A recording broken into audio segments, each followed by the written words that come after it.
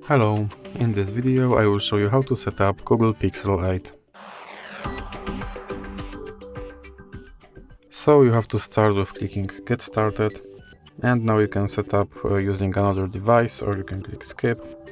And now you can connect to Wi-Fi, or you can click Skip. Now if you have a SIM card, you can insert this now on, or you can just click Setup Offline. And now you have to click Continue. Now you can set up date and time, or just click Next. And now you have to enable Google services, and you have to scroll down on this and click Accept. And now you have warranty, just click Next.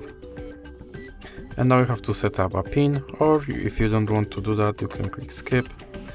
And you have to click Skip again.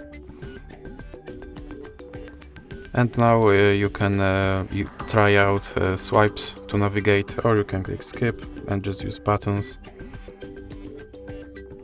And now you can go home. And that's it. Now your phone is all set up. So if you like this video, please remember to leave a like and subscribe.